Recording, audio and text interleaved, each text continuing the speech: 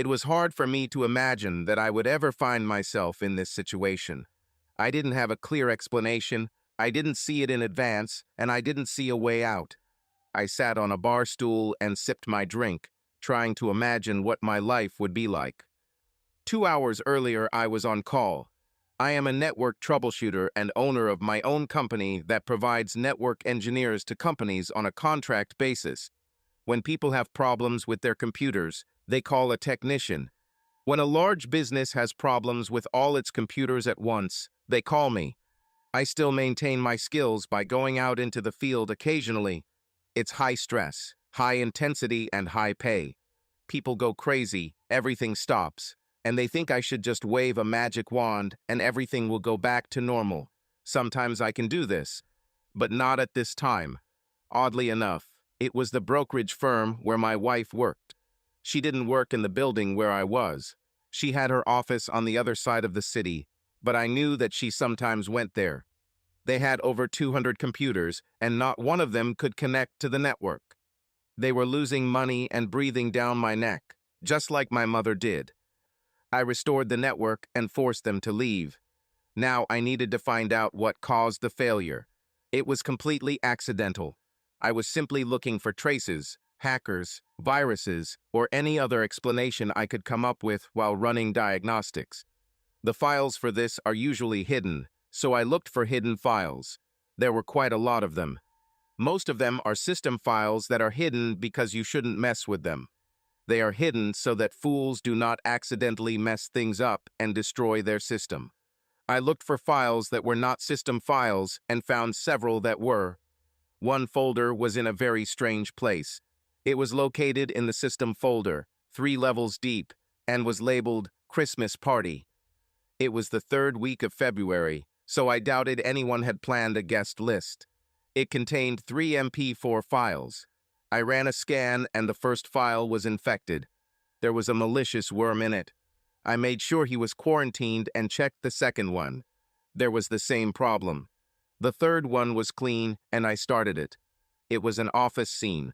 It was quite dark, but 4 people came in and turned on the light. They were in various stages of intoxication, and among them were 3 boys and 1 girl. It took them about 3 minutes to get her naked, and they had her like a cheap girl available. It was like a home video, except it was an adult movie. I wasn't interested in it after about the 2nd minute, so I just moved it to the flash drive and deleted it from the system. It took me a while to clear the other 2 files, and I opened the first one. He wasn't much different. There were 5 men and 2 women. I repeated the process. The third one was a little different. It was a different office. It had nice furniture, leather sofas, large comfortable chairs, and a bar. A tall, distinguished gentleman sat at the table, sipping a drink. A minute later, the door opened and a young man and an older man walked in. They were accompanying a young woman who appeared to be drunk. She had long blonde hair, and I couldn't see her face in the video. "I have been waiting for this moment for a long time," said the older man. "We're going to have a fun party." I recognized this guy. We met at a convention and Argent introduced him to me. He was a senior manager at the headquarters of the parent firm of its brokerage franchise. I thought he was a jerk, but she seemed to like him. I didn't think about him anymore until I saw her dancing with him. I didn't like the way they danced. His leg was between her thighs, and it seemed like she was rubbing against him. I don't like it when my wife dances with other men without my permission, much less like that, so I intervened. She got angry at me, but I didn't care. "Argent, I'm leaving," I told her. "You can come with me or catch a taxi, whatever you want." "What the hell is wrong with you?" she asked. I turned and left. She followed me and was furious when we got into the elevator. "You didn't even ask me if I could dance," I told her. "You jealous bastard," she shouted. "I need to be here for connections. I told you this when we came. You don't own me. I don't need to ask your permission." "You're wrong," I told her. "I own you and you own me. I own your body. I don't own your mind. You are free to do whatever you want. As long as we are married, I own your body. If you decide that I don't, We will have to live with consequences. Are you threatening me? She was perplexed. Stop the elevator now. I'm going back. I pressed the button for the next floor. The door opened, and she dashed down the corridor towards the stairs. I watched her until the doors closed. Argent was a magnificent woman, no doubt about it. She was perfection in miniature. Silky blonde hair that curled like it was alive, small perky breasts made for love, slender but with curves in all the right places, and an ass that could turn on even a zombie. She could have had anyone, and I always felt incredibly lucky that she chose me. I didn't feel lucky going down the elevator. I left the hotel, got into the car, and drove home. I was seething with anger the whole way. I poured 2 fingers of rum and took it upstairs, where I changed into shorts and a t-shirt. Then went downstairs, went outside and sat by the pool, watching the light flicker on the water from the slight movement. I hadn't been there long when I heard a car in the driveway. I suspected it was Argent, but I didn't move. The car drove back, and there was silence. She came and found me. She stood in the doorway to the terrace for a minute, looking at me as I thought, then went back inside. 5 minutes later, she came out, also changed and with a drink in her hand. She pulled a chair towards me and sat down. We sat in silence for several minutes. "How angry are you?" she asked. I sighed. I was very angry. Now I'm just disappointed.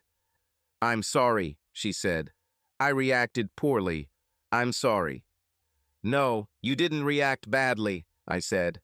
"You did wrong." "I don't want to make you angry," she said, "but please explain what I did to hurt you like that." "Argent, we have a rule," I said. "We have it for good reasons. It doesn't bother me when you dance. I even like to look at you. The rules are that if we are asked to dance, we always ask each other if we mind. If I don't like a man or you don't like a woman, we agreed that we can say no without any explanation, right?" "Yes," she said. "You weren't there when Dean asked." "Then you should have waited until I returned or come and found me," I said. "We also have this rule so that if we don't like the person who invited us, we can give each other a sign and the other can say no." "I understand, but he's my boss. I wanted to dance with him, and you weren't there." "See objection A above," I said. "That's not all. That's how you danced." "It was just a dance," she said, but lowered her eyes, as if embarrassed. "Do you usually rub your leg against the leg of the person you're dancing with?" I asked. She blushed and couldn't look me in the eyes. "Sorry, I was drinking. Not to answer your question. I apologize for my actions and reactions. Let's forget about it, okay?" "That's what I want," she said. We went inside, and she started destroying me. Her sexual appetite has always amazed me. Her desire and passion knew no bounds, especially that night. I didn't even think about it after that. Watching the video in that office brought the episode into clear focus. Now I looked back, wondering if the party was an extension of something deeper, wondering if this was the tip of the iceberg, wondering. I took a closer look. The woman in the video was Argent. It was during Christmas because after the New Year she cut her hair. I looked, and she was clearly drunk or under the influence of substances, but she was still able to move around. What happened next stunned me. They made Argent dance, sandwiched her between 2 of them, and for the next 15 minutes on a timer, they stripped her and used her in every way possible. I sat there for a while trying to decide what to do. I copied the files, saved them to the flash drive, cleaned up 2 more infected files, and notified everyone via email that the network was working again. I spoke with the head of the department and told him that his employees should avoid searching for adult videos on the internet. He asked who it was, but I told him I couldn't tell. I was so angry, hurt, depressed, overwhelmed with every possible emotion. My thoughts were in chaos. Nothing made sense. It was hopeless. I needed to escape the feeling that the walls were closing in around me. I called my assistant and said I was going home. I got home about 30 minutes before Argent arrived. This gave me a minute to collect my thoughts. I needed a drink to try and calm my nerves. I just couldn't stop my thoughts. How can such information be processed? My wife is having sex with not just another man, but three. It didn't seem like a first-time event. I sat and thought about what to do. When she came in, she put her things down and sat on my lap. I looked at her. She looked the same as usual. I thought I would be able to see some change in her, some guilt, shame, or something else. This spoke volumes to me. She was good at this. I didn't notice a single change in her. She was exactly the same, no difference in the way she acted or treated me. How could this be? She pressed herself close to me. "Have a nice day, dear," she asked. "No, the worst day of my life," I said. She hugged me. "I'm so sorry. Do you want to talk about it?" "Well, I had a call from Milligan and Wright," I said. "Their network was down." "I received notice," she said. "Was it difficult to fix?" "No, it's a virus," I said. "I had to dig through the files." She didn't seem to care about it, so I assumed she didn't know about the recording. "Do you want to see the file?" I asked. I wouldn't know the virus if I saw it," she said. "Maybe you'll recognize this one," I said. I had my laptop on the small table next to my chair. I took it, inserted the flash drive, and launched the first video I saw. It began to play, and she tensed. "Do you recognize anyone?" I asked. "Yes, this is Maria. She works in the sales department," she said. "One of the guys is a broker." "I wonder if she knows she's being filmed," I asked. She suddenly stood up and looked at me. I saw fear in her eyes. Is this the only file?" she asked. "No, there are two more," I said. "Do you want to take a look?" Now she was shaking. "No, I don't want to," she said.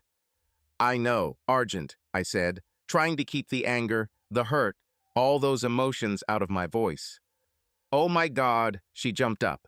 "Julian, She burst into tears and ran up the stairs.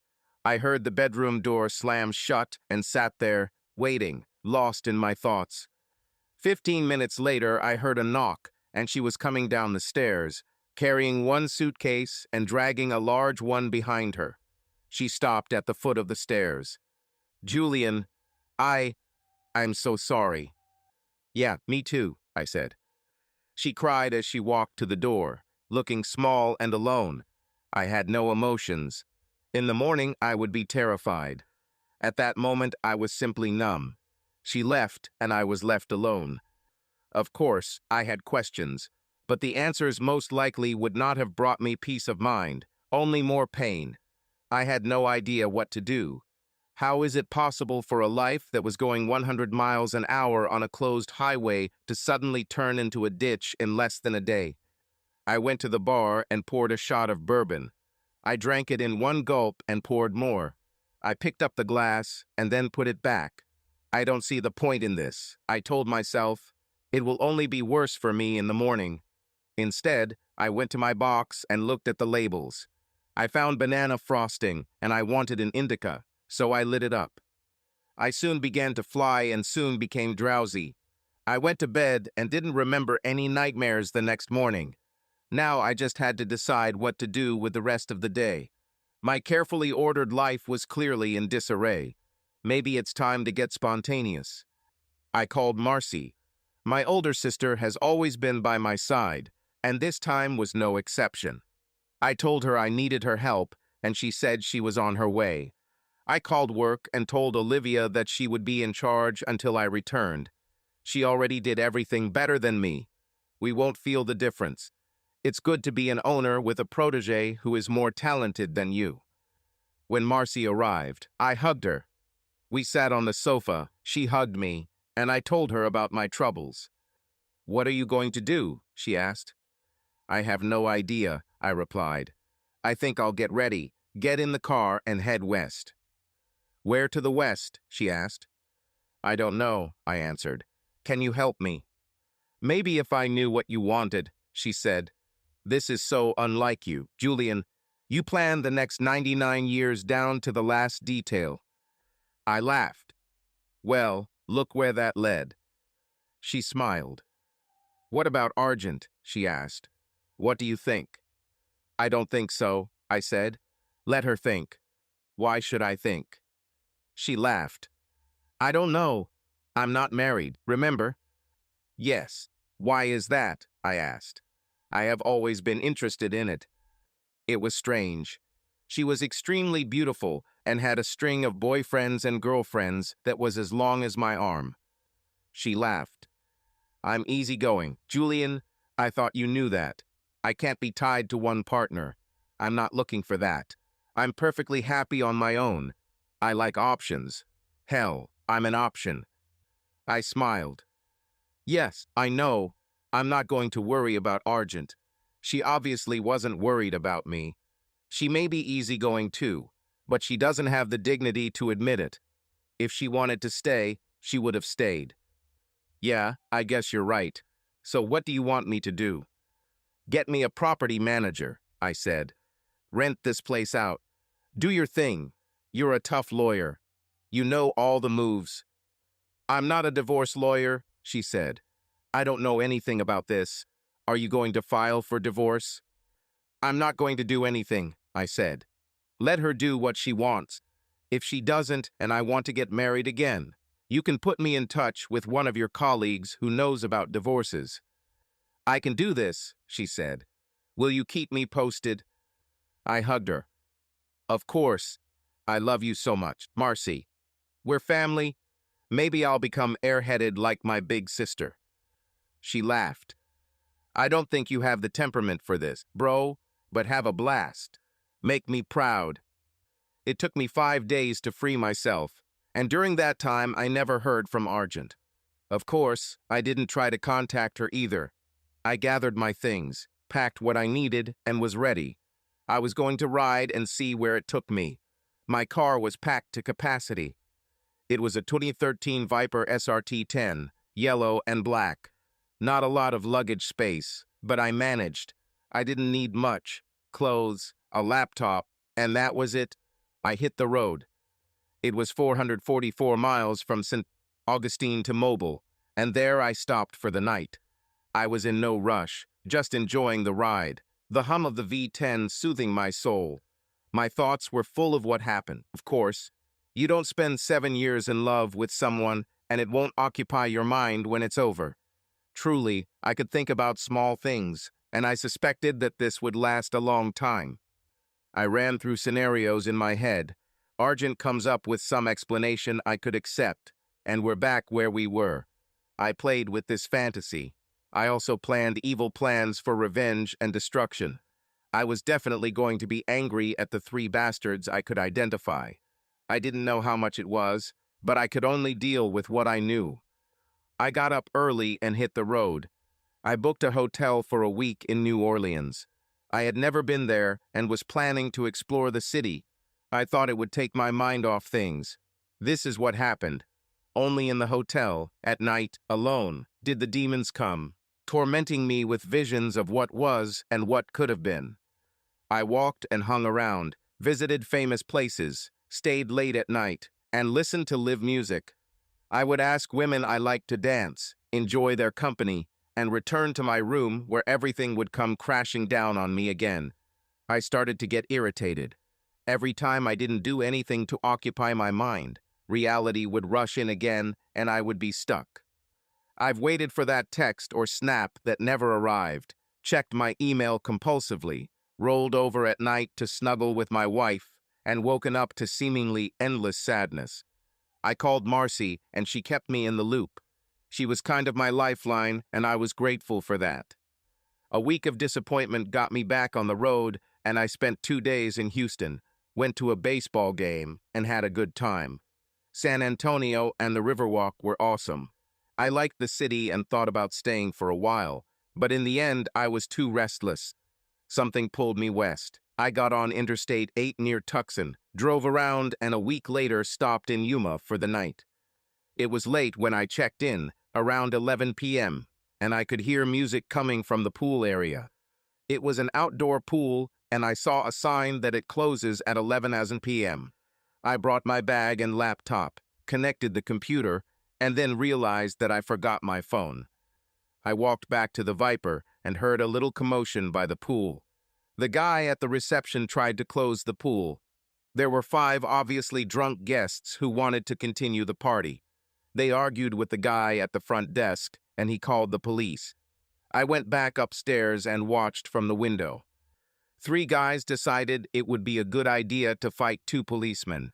As expected, this didn't work for them, and they arrested everyone except the girl alone, who left when the guy at the front desk first asked them to leave. She walked past the window and noticed me, scared. She continued on her way, and I heard her muttering when she was at the door. She returned to the pool area and appeared to be looking for something after her friends were taken away by police. I went outside and leaned over the railing. She walked into the office, and I saw her talking to a guy. Obviously, she was disappointed there, and she went up the stairs. She stopped about 10 feet away from me, hard to see in the shadows. "Was it a good show?" she asked. I laughed. "Hey, this is the most interesting thing I've seen in almost a month." She seemed to relax a little.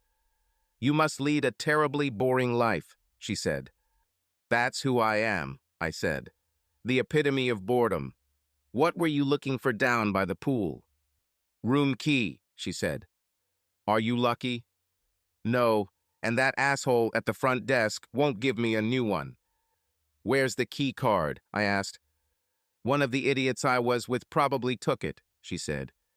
"Are your close friends?" I asked. "No," she said. "I met them 3 days ago." "I see.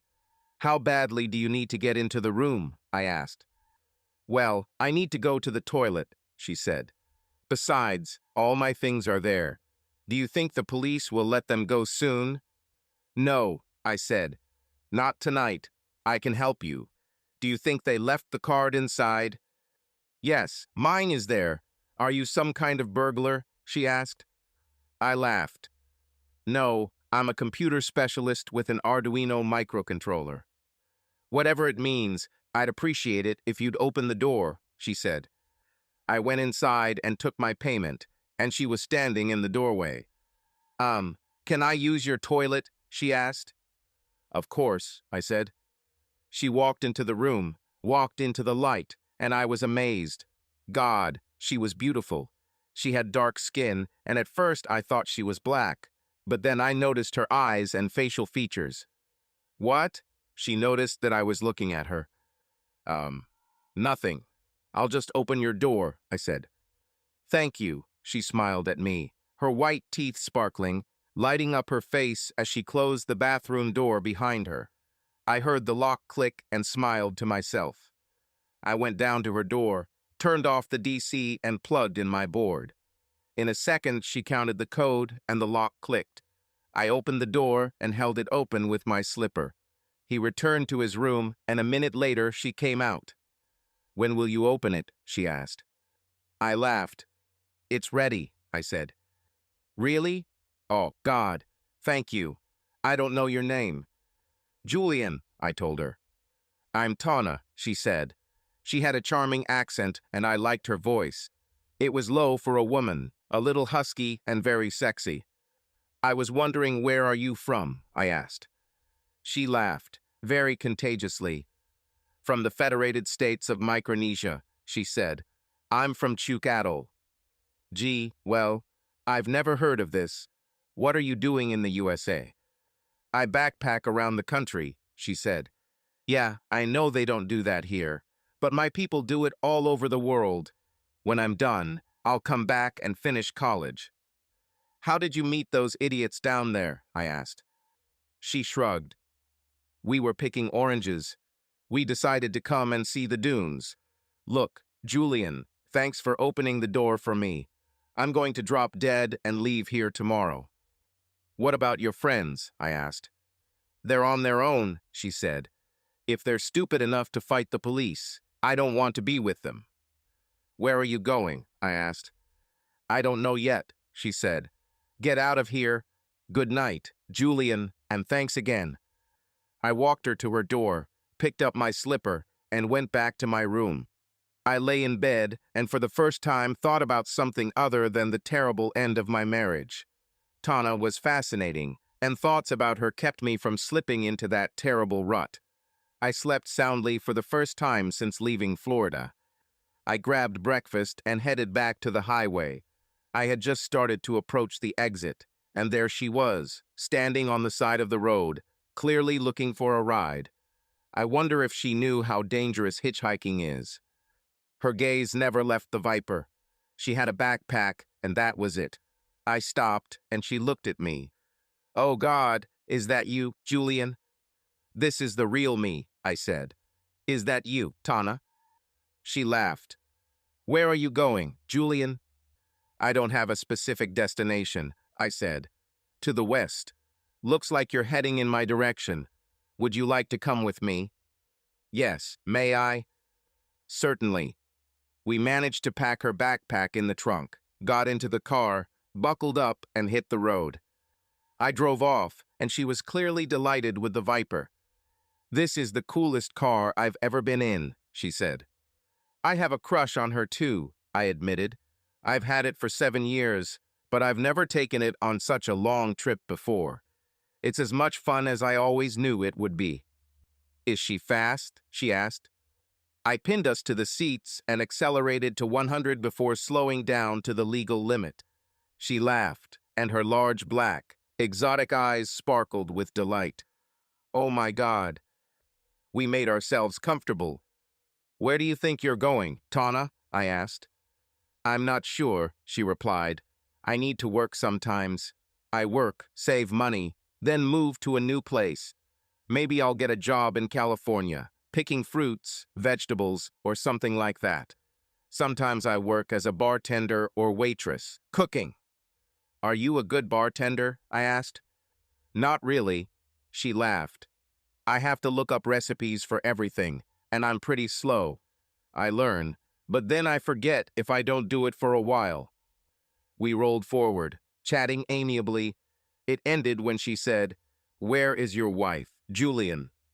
It all came back so strongly that I had to stop. Fortunately, we were just passing a rest area, and I turned there. "I need air," I said. She went to use the facilities, and I went and sat under a tree at a picnic table.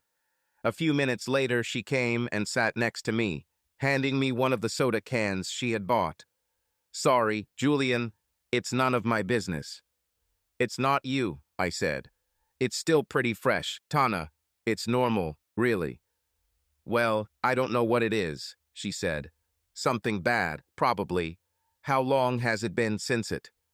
"Less than a month," I replied. "Actually, it happened last Christmas, but I only found out about a month ago." "Did she cheat on you?" she asked. "Tell me you didn't cheat on her." I smiled bitterly. "No, I didn't cheat on her. You don't know me well, Tana, but I don't have that in my character. God knows, I have many flaws and problems. But disloyalty is not one of them. I have a different idea of myself. If I was going to cheat, I would be honest about it." "I'm sorry," she said. "How do you know?" "Quite by accident," I said. I told her what happened.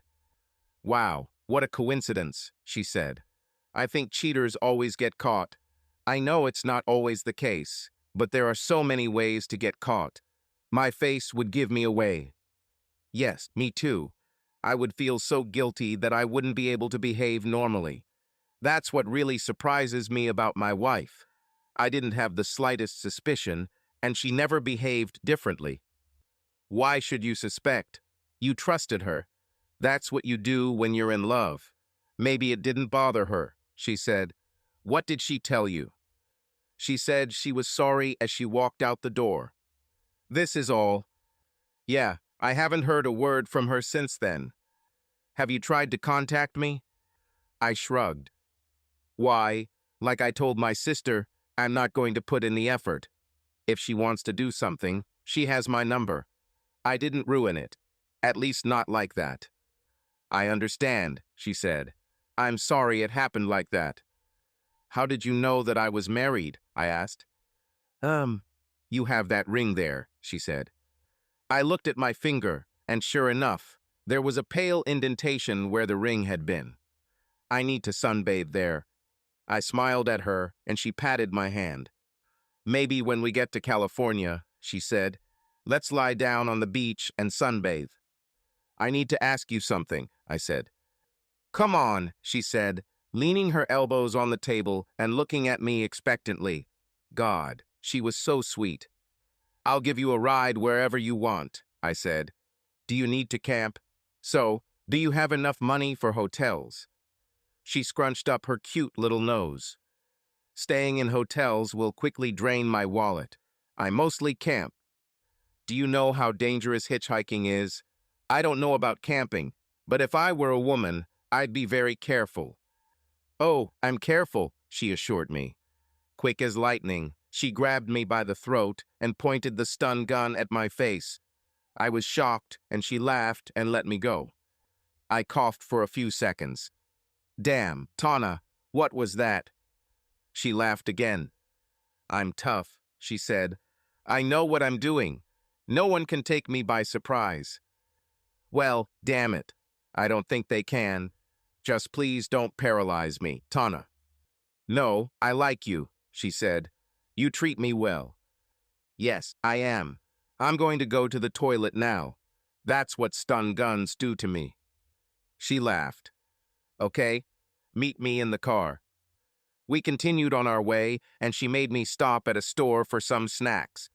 As I found out, the girl ate constantly, and we almost bought out the entire store.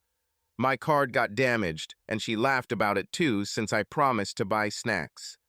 She wanted to stop every time she saw something interesting, and our progress was slow. Since I didn't have an end goal, I was happy to be a part of it. She chatted with me constantly, filling the car with her cheerful voice. She was the happiest person I have ever met, in love with life, and her enthusiasm was contagious. We got into an argument about what to do in the evening.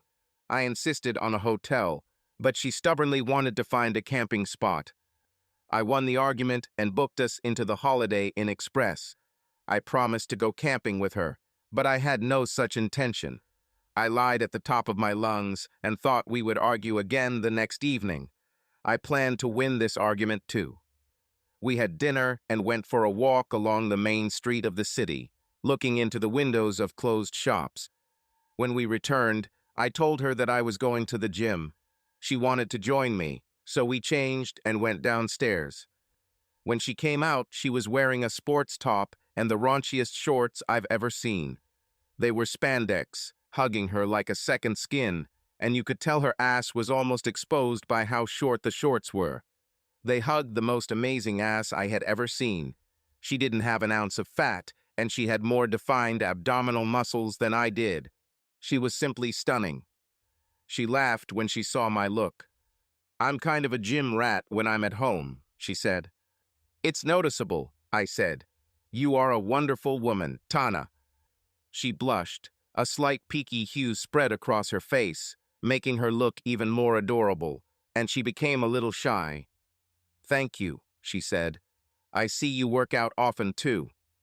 I lift weights 4 days a week and do cardio 5, I said. It's hard for me to resist food. She laughed. Yeah, me too. She was tall, I realized as I stood next to her. Probably about 6 feet.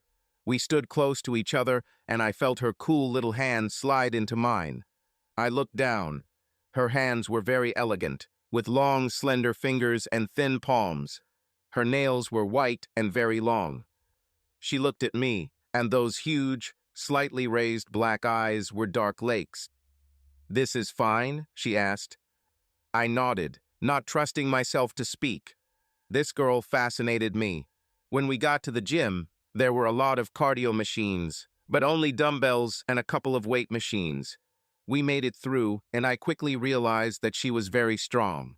I've been in gyms my whole life, and she was on par with the strongest women I've seen. She was an impressive lady. She ran on the treadmill, and I used the elliptical machine. After we finished, we went back to our rooms. I showered and slept well again. The next morning, I had a text from Marcy. Call me. I wanted to have breakfast, So I went down to where the food was served, filled a plate, took coffee, sat down at an isolated table and called her. We chatted for a bit and Tana came over, took the food and sat across from me. "My sister," I whispered, and she nodded, all her waves and locks of hair bouncing excitingly. Her hair was black, like a raven's wing, and very curly, voluminous and reaching to the middle of her back. "Argent called me last night," Marcy said. "Huh? What did she want?" I asked. "It's been a long story," she said. "I won't repeat it. I think she wants to tell you herself." "Do I need to hear this?" I asked. She laughed. "Probably not. If you want to know, talk to her. If you're done, move on. She's expecting me to call her or something, because that's not going to happen. I think she was going to text you and ask if you could call her. I'm not sure. She was talking about meeting you." "Well, that's a problem," I said. "Not that I'm going to do it, but I'm in El Centro, California, and I'm going to head north after I check out San Diego rather than head back east." "I don't know what to tell you," she said. "Do as you please, brother." "Thanks for telling me," I replied. "Love you, sister." "Love you. Bye." I put the phone on the table and looked at Tanu. She was eating a banana and raised one perfect dark eyebrow. "Everything is fine?" she asked. "Yes, my sister, her name is Marcy, told me that my wife talked to her. She wants to talk to me." "Damn. Sorry, Julian. What are you going to do?" "Nothing," I said. "So, you want to talk to her?" "I'm not sure," I said. "Do you think you could get back together?" she asked. "I can't answer at the moment. I don't think I know who she is at all," I said. I thought for a minute. Imagine you're married and you see your husband having sex with 3 coworkers on video. What do you think? She took a piece of muffin and fell silent for a minute. "I'm not sure. I'd be shocked by one. 3 seems like a continuation of some kind. Can someone go from complete fidelity to sex with 3 people? It doesn't look like it, does it?" "No. If you want to know, ask her. If not, you're with me," she said. "I'll distract you." I laughed. "You really are a distraction. You're a fun travel companion, Tana." "I know, right?" she laughed. "Where are we going today?" "I was thinking about San Diego," I said. "Were you there?" She shook her head, and all her curls were wobbling. "No, I came from New York." "How long are you here?" I asked. She thought for a minute. 17 months. "I heard San Diego has a great zoo," I said. "We could go to SeaWorld." "Oh yeah, that sounds fun," she said. "How much does it cost?" "I have no idea," I said. "I'll buy tickets. You're Tana and distract me." She laughed. "Agreed, but we need to find a camping spot." I sighed. "What's your deal with this camping thing? It's inconvenient. I understand why you do it, but we don't need to camp while you're with me." "Okay, but I want you to feel what it's like to be free, Julian. Just forget about the world. Get back to basics and live life." "I don't like insects, heat when I sleep, or sleeping on the ground," I said. She laughed. "I get it. I'm not a fan of this either. I need to buy you some equipment to make you feel comfortable." "You know what? Let's make a deal," I said. "Let's." She rested her face on her hands, elbows on the table, and looked at me expectantly. God, she was so sweet. "We'll stay at a hotel in San Diego.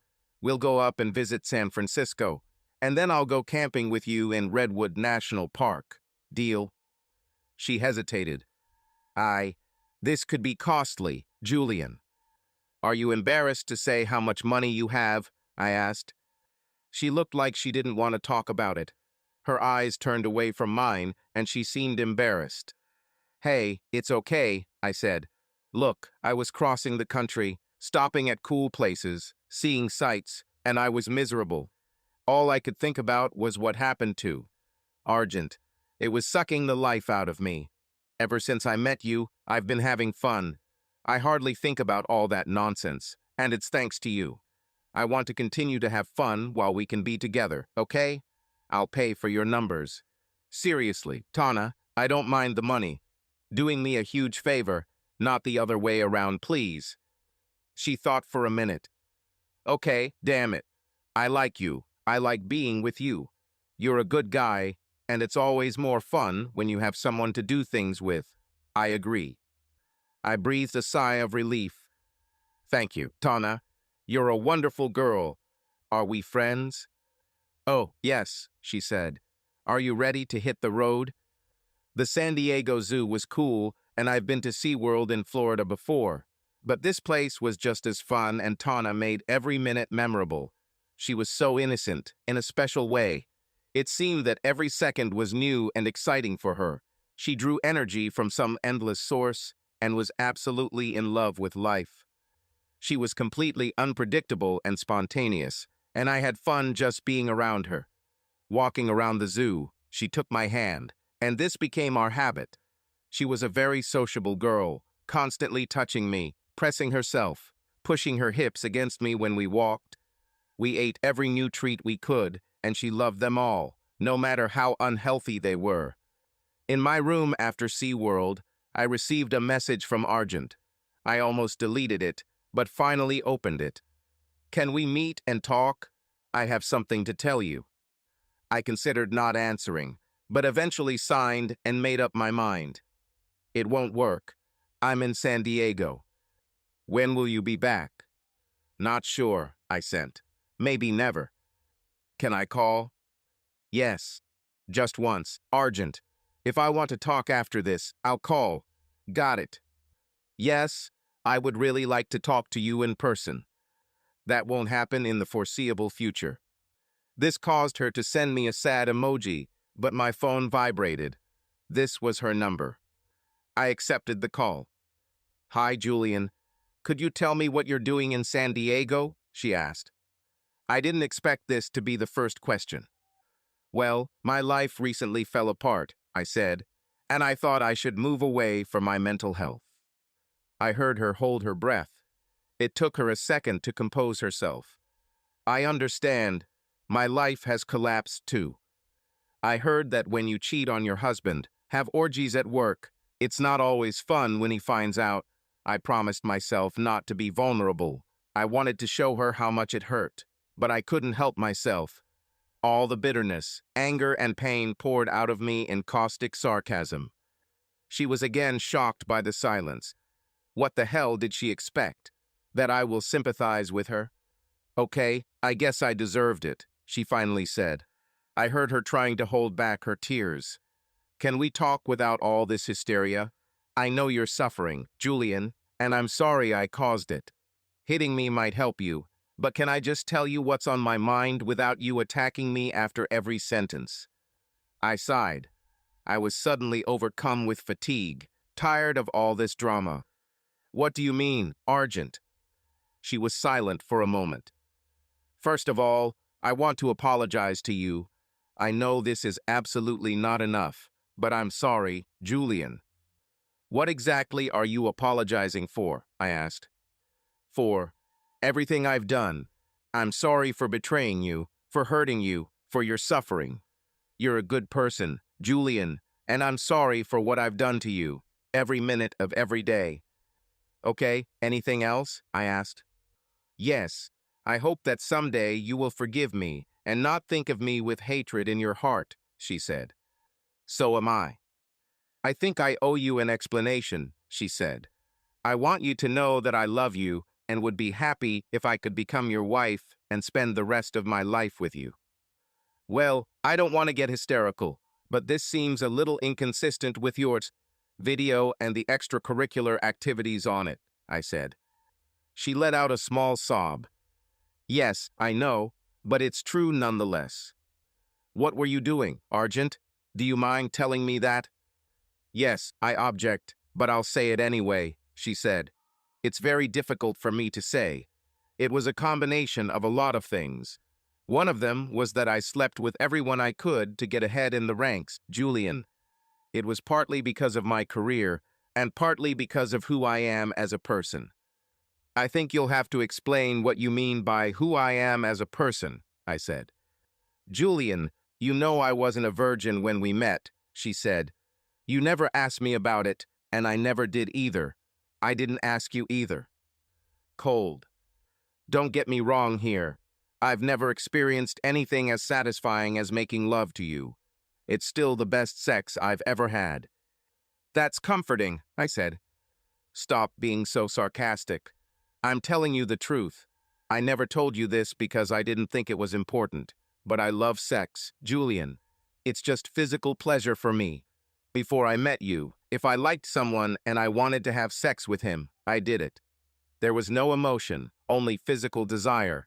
When we met, I realized that there is a psychological aspect, a spiritual side. I like it, and I love you. You gave me something that I had never experienced before. But I missed the thrill of a new partner, from many partners, from the opportunity to simply surrender to physical sensations. I thought that I could have both. I regret it, that I didn't try to involve you. Maybe. Sorry, but that would never have happened, I said. I would have appreciated it if you warned me, though. I know. I was stupid. I wasn't going to stop, so it would have happened sooner or later anyway. Is that all you wanted to say? I asked. No, I want to say a million things, to beg you, to make you understand, to convince you that everything may be fine, but everything is already ruined. I wish you all the best, Julian. I love you, and I probably always will. I have my demons, and they're not yours.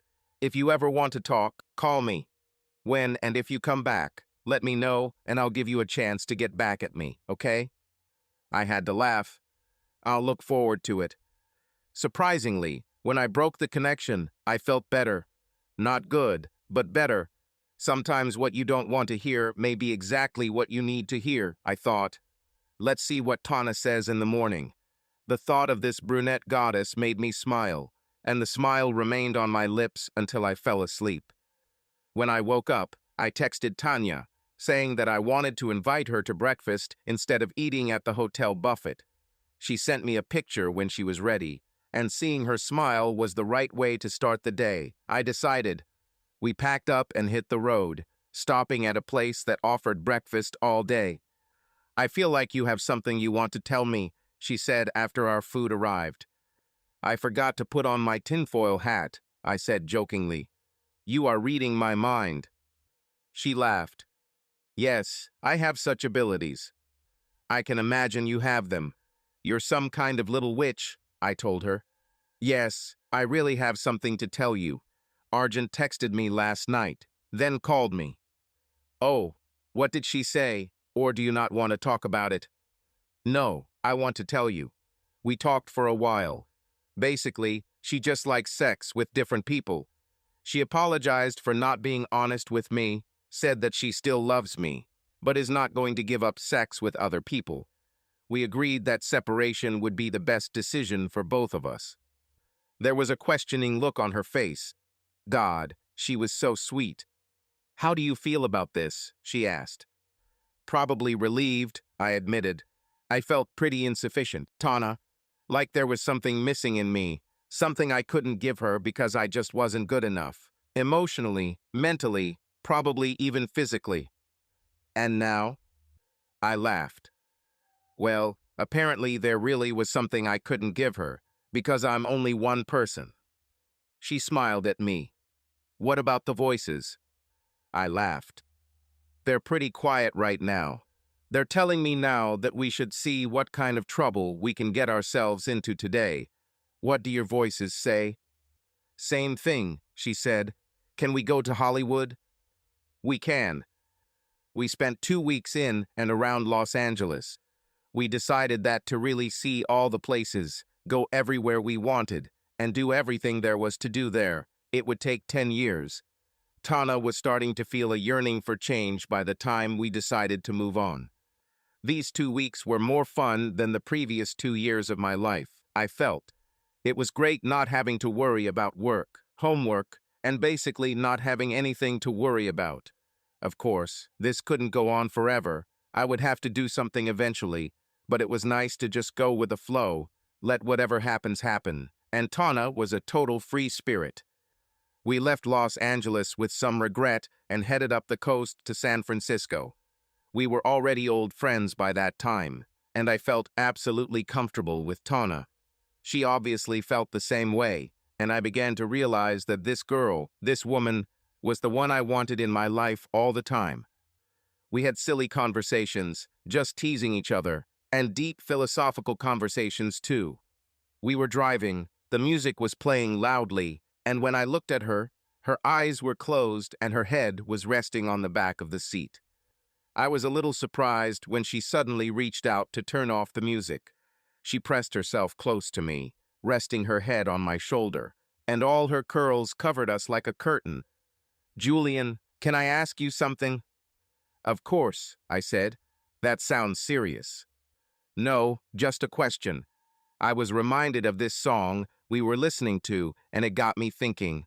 It's personal, so brace yourself." I hugged her again. "Understood." "Are you still in love with Argent?" she asked. I sighed. "I don't like what she did. It's hard to love cheaters, Tana. I have a lot of residual feelings for her, yes."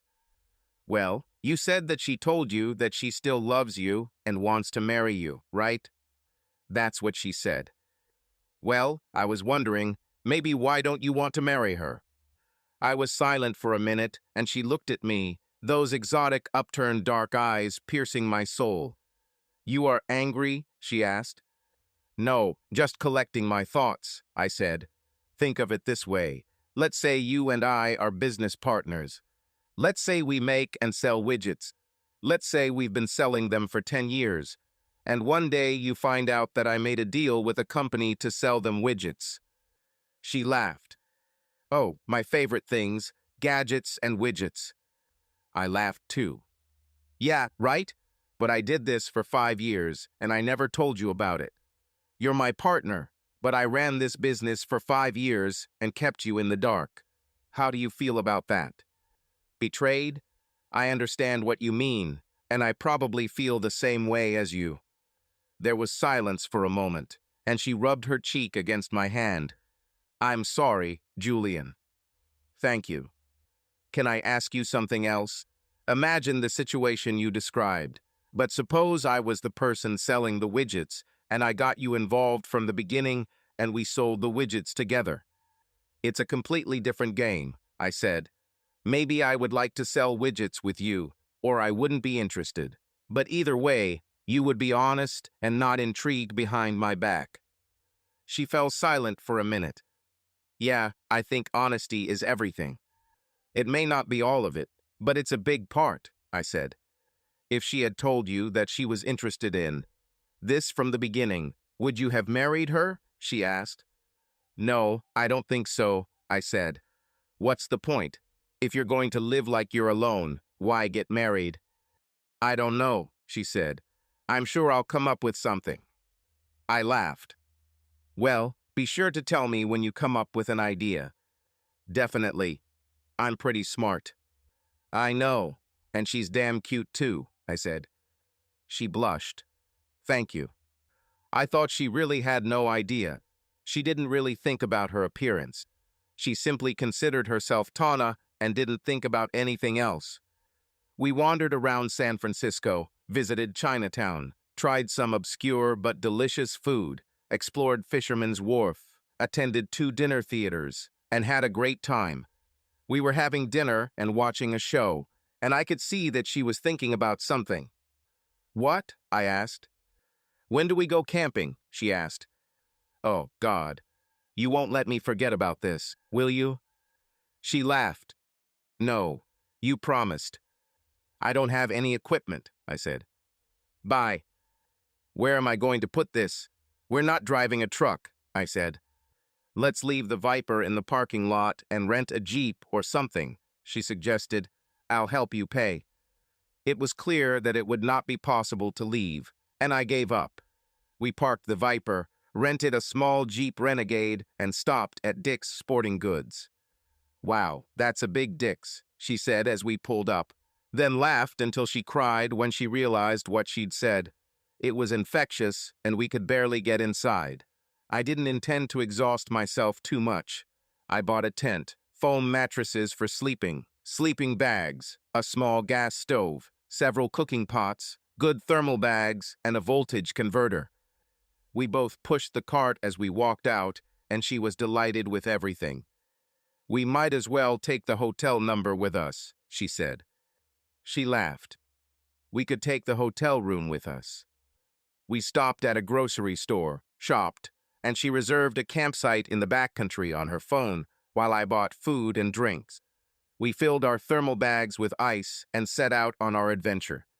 It took us 5 trips from the Jeep to the campsite to transport our gear, and she announced that this would be base camp only, that we would hike further into the forest and spend one night there as true savages. There was a small fire pit, and when it got dark, we cooked dinner and built a fire. I poured tequila into tin mugs, and we sat around the fire on a log, sipping our drinks. We disappeared into a pleasant fog. "I want to pack up my sleeping bags and look at the stars," she said. I laid the mattresses and bags next to each other, and we lay down, looking at the night sky through the redwood trees. "That's so good, huh, Julian?" she said. I had to admit that it was true. There was nothing to be heard here except nature, no people, and it seemed as if only Tana and Julian were left in the universe. I felt her warmth next to me, and her hot little hand slipped into mine. After a long time, she rolled so that her cheek was in the hollow of my shoulder, lying half on top of me, her left arm and leg draping me, pressing against me. I mindlessly played with one of her curls, twirling it around my finger, wrapping my other hand around her, gently massaging her back. We fell asleep in this position, and I don't know how long we slept. Maybe an hour or more. I felt her moving in my sleepy mind. She fidgeted for a minute, then stood up. I didn't move. She returned to her previous position, but I felt her cover us with a blanket. I sleepily stroked the smooth velvet skin of her back. Something seemed strange about this, and slowly I regained consciousness. She didn't have a shirt on. It took a minute for it to sink in, and I felt her move closer to me, her hot breath on my neck. Then she started licking and biting my ear. I woke up completely and hugged her tighter. "Tana." "SHH," she silenced me. "I'm horny, Julian. Make love to me." "Are you? Are you sure?" "Oh, yes," she said. "You're so big, hot, tender. I want you. I've wanted you for a long time. I love you, Julian. I know you're not ready for this, and I don't mean what you might think. I love being with you, talking to you, touching you. The way you look at me, touch me, play with my hair, take care of me.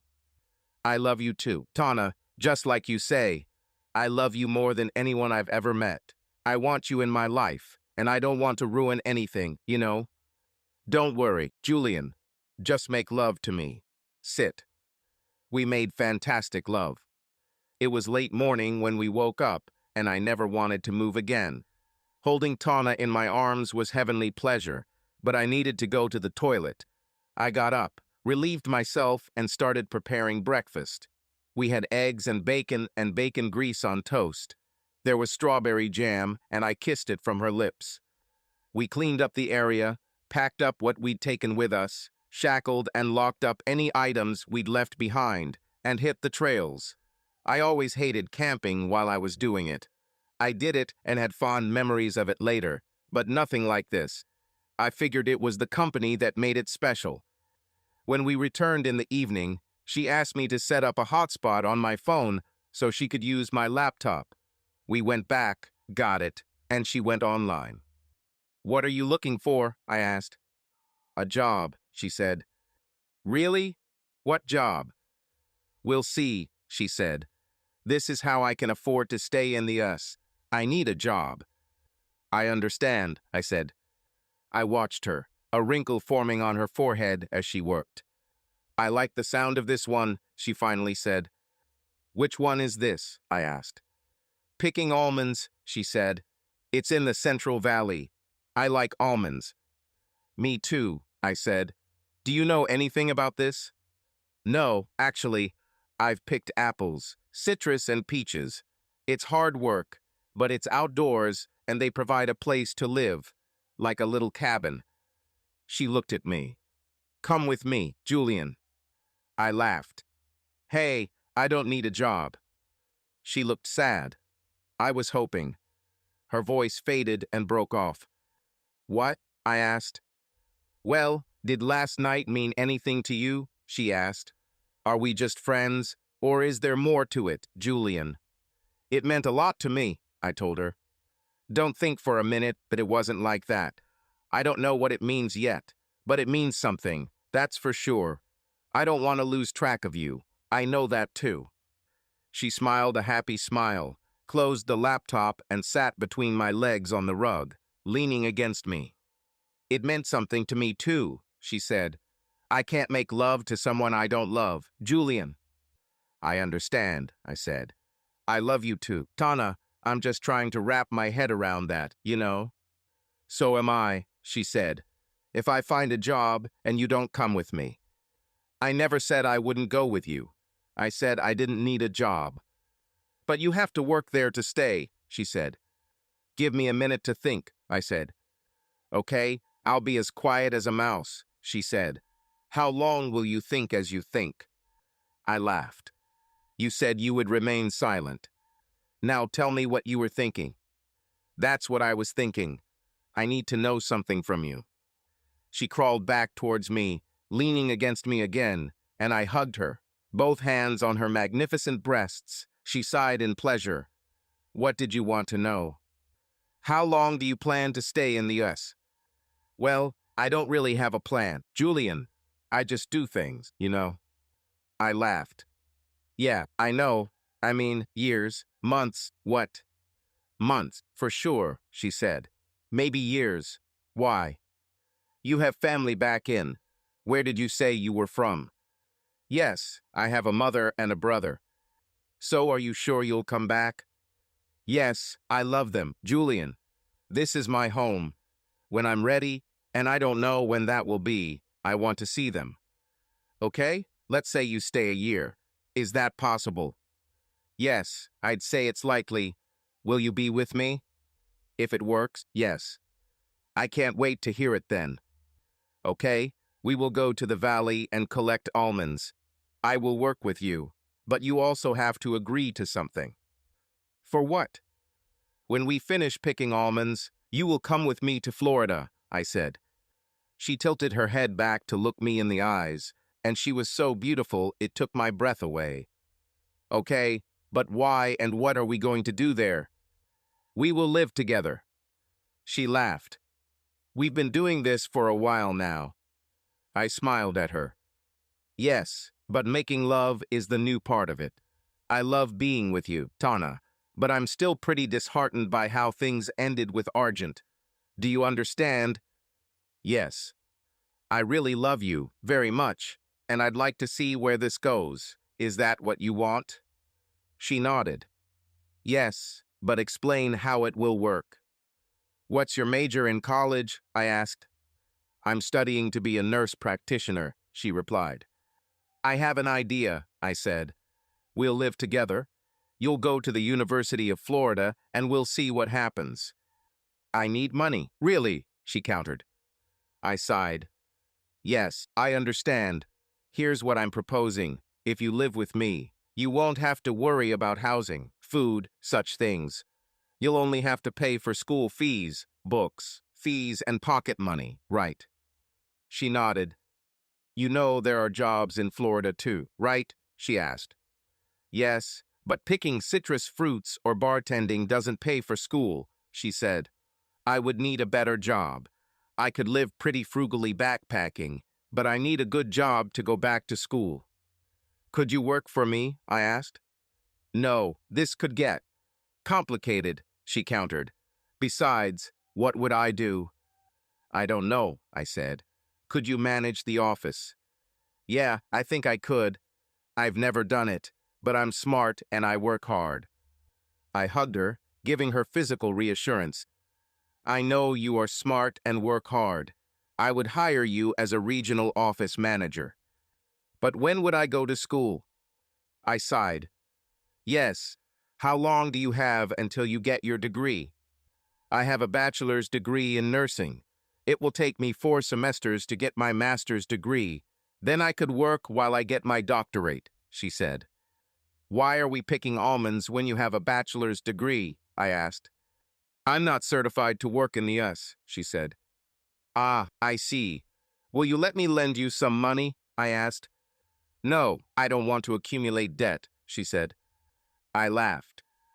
I understand that, of course, but I would be a very gentle lender, I promise. She put her hands on mine and squeezed them. Yes, I know you would. Can't we just go pick almonds and see what happens? We can. When should we go? In 2 weeks, she said. We spent a week and a half camping, and I have to admit, I never thought that I would enjoy it as much as I enjoyed it. It was Tana. She was an adorable little witch, and just watching her was an amazing experience. She was completely unrestrained, and she almost killed me with sex. I have never had sex so often in my life. She wanted to make love 2 or 3 times a day, and I had never had such satisfying sex before. It was difficult for me to understand that she was with me, that she wanted me and was giving herself to me like that, but I definitely wasn't complaining. She was a wild ride, and I was going to hang in there and enjoy every second of it. We packed up, drove back to San Francisco, dropped off the Jeep and picked up the Viper, donated our camping gear to charity, and headed into the valley. Harvesting almonds turned out to be quite an experience. It was hard work, and the other pickers were also very interesting people. The owner of the garden was a friendly man, and despite our lack of experience, he was happy to see us. He put us in a small 2-room hut with a kitchen and a bedroom. Bathrooms and showers were shared, as was the kitchen. It was simple, but clean, and it seemed to Tanya that it was just right. Of course, I was less optimistic, but it was not bad. Jim, the owner, trained me on the shaker machine. I led her through rows of trees, and she had a device that would reach and shake each tree. The almonds would fall like rain. It became boring after the initial impression, and shaking 2,500 trees a day was something I could thinklessly do. The almonds lay on the ground drying. Then broom machines piled them into banks between the rows of trees. Tana drove a tractor, pulling a machine that picked up the shafts and loaded them into trucks. There were a dozen different jobs, and we learned everything. It was grueling, long days, and in the evenings there was usually a party at the communal kitchen. We would sometimes join the party and sometimes fall into bed, barely able to make love before bed. Other workers were a mixture of white and Hispanic itinerant workers who followed the harvest, moving up and down the coast, picking up what was in season. We loved hearing their stories, and they cared about each other. We were strangers at first, but they quickly accepted us, especially Tana. Everyone loved her, and she soon became everyone's little sister. The only dissonance was in the second week after our arrival. A van pulled up with a foot-tall sign reading, "Jehovah is King." A tall, thin man with a large bushy beard and wearing a kippah got out of the car. Jim introduced us to him as Claude Moore. He shook my hand, ignoring Tana, and said, "I am Claude Moore. Jehovah is my king and Jesus is my savior." "Cool, dude. I'm Julian, and this is Tana," I said. He didn't even look at her. A very reserved, tall, red-haired woman and 4 small children stepped out of the van. "This is your family?" I asked. "Yes," he replied. "You can join us in prayer tonight." "Thank you," I said. I took Tana's hand, and we walked towards our hut. "Well, an eccentric guy," I said. She laughed. "He's creepy as hell," she said. "He didn't look at me, but studied me out of the corner of his eye. He looked at my chest 10 times in 2 minutes." "Really? I didn't notice it." "Believe me, I know," she said. "Women always know when men are looking at their breasts. I looked at them, like, before us." She laughed. "Yeah, but you tried not to. It's not the same with him as with that guy." I want to look at them now, I said. She laughed, and her t-shirt and bra were on the floor almost before I finished my sentence. Mr. Moore was quiet, aggressive in his faith. We never joined in his prayers, and he thought we should. After a week, I tried to avoid him. He caught us as we were leaving the common kitchen and began to attack us. Do you know that sexual immorality is a sin? He said. Stay out of our business, Tana said. Condemning sin is my business, he said. He still didn't look directly at Tana, but I realized that she was right. He was throwing sidelong glances at her. Listen, Mr. Moore, I said. We don't want any trouble. Just leave us alone. We're not bothering you.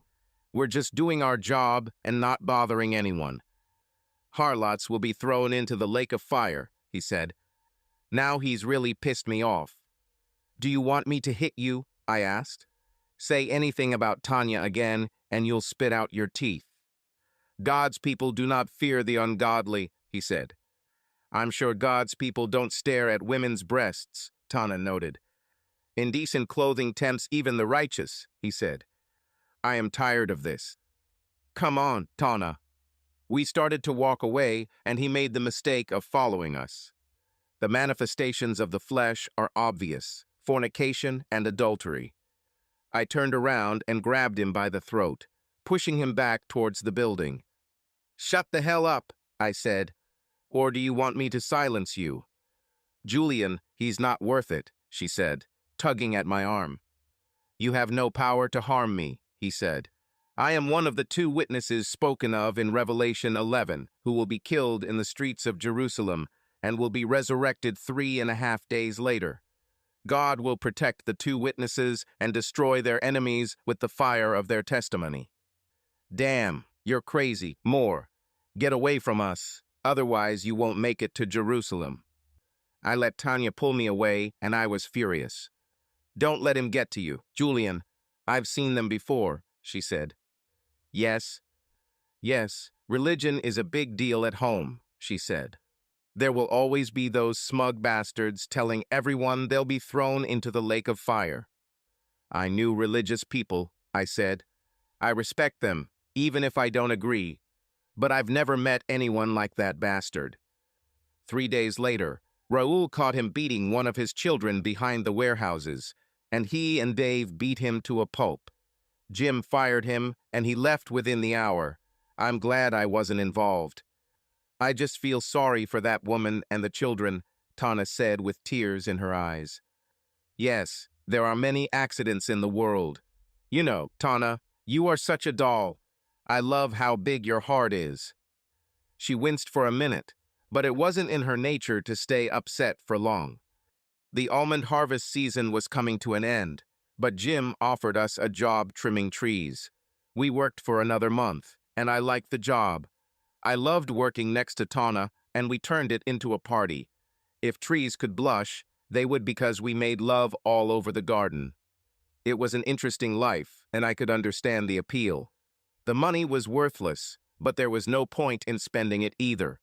It was freedom, no big worries, just the satisfaction of a job well done, and being with someone as fun and exciting as Tana made it something unforgettable. At the end of the month, we said goodbye to Jim and headed to Florida. We continued our carefree lifestyle, and it took us a month to travel from one coast to the other. I was looking forward to meeting Tana with Marcy, and they hit it off right away. They both loved me and enjoyed making fun of me. Marcy told her funny stories from our childhood, and Tana told her stories about our time together. Marcy and I were alone in the kitchen, and she said in a quiet voice, "Damn, bro, how could you get so lucky?" I know, right?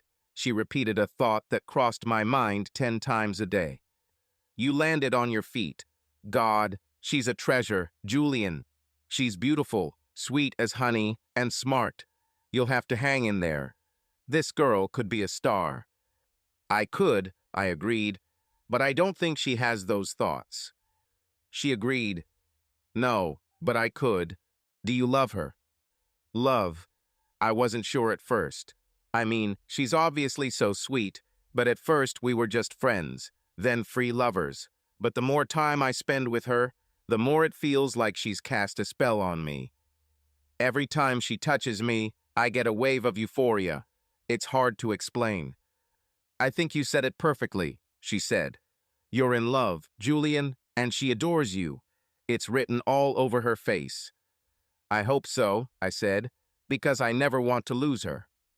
We rented a place in Ocala, and Tana began her master's degree in nursing at the University of Florida. I went there and paid for her tuition, and she never asked questions. I introduced her to Olivia, who also fell in love with her. I think Olivia created a position for her, but she worked online and handled scheduling, contracts, and orders. She applied to extend her work visa and applied for citizenship. The company sponsored her. She didn't earn much, but she made a decent salary working after school. I had a fully restored Triumph Spitfire, and she fell in love with it. This was her daily driver, and seeing her drive up to our house during the day always left me in awe. I drove my truck and started working again. If Tana missed her family and her island paradise, she never showed it. One evening, we sat huddled together on the sofa, watching something meaningless on TV. My legs were on the ottoman, and her legs were on mine.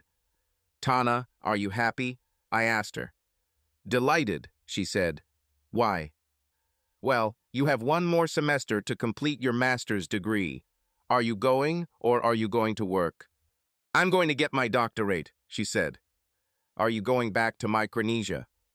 Yes, I want to come back when I finish my master's, she said. For good? I asked.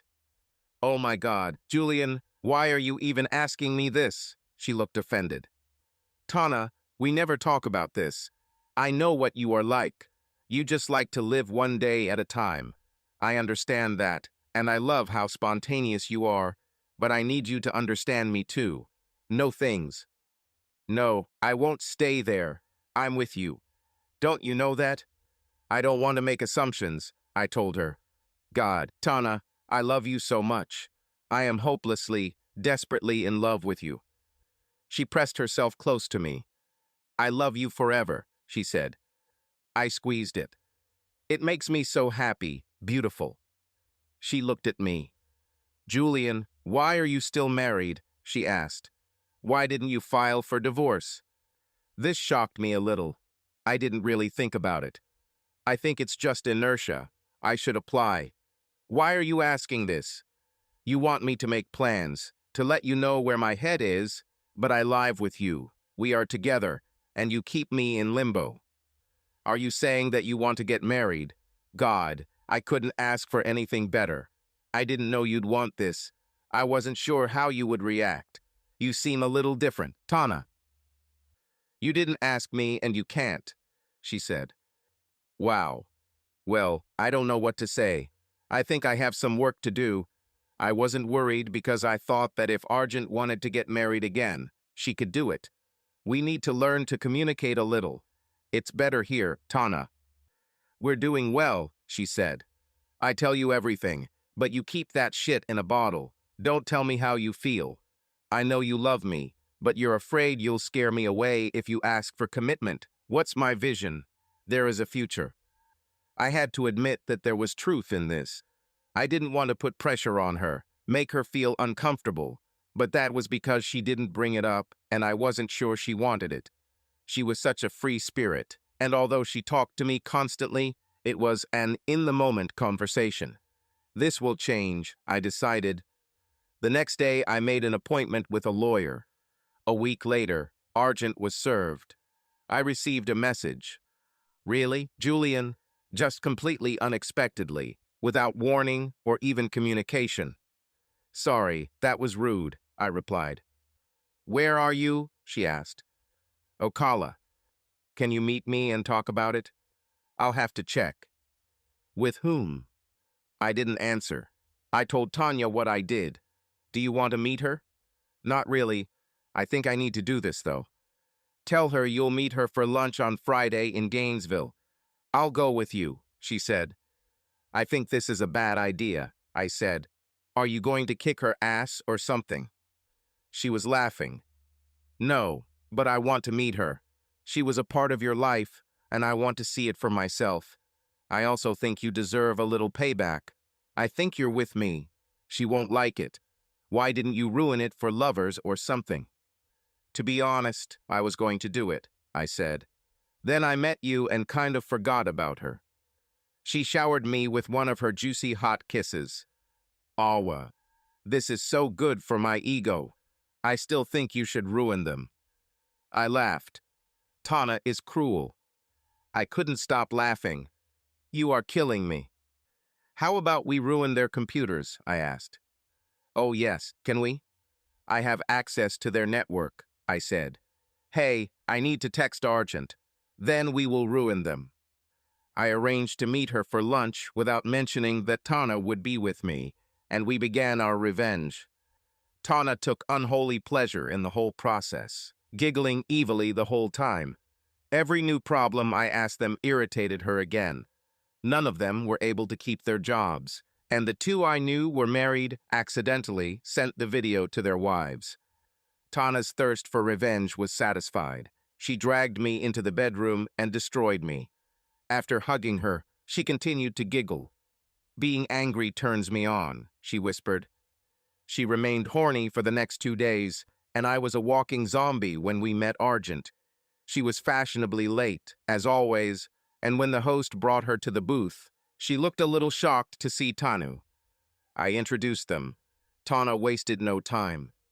You're a bitch, she said. Argent sighed. Yes, I know. How did you know? I saw what you did to him, Tana said.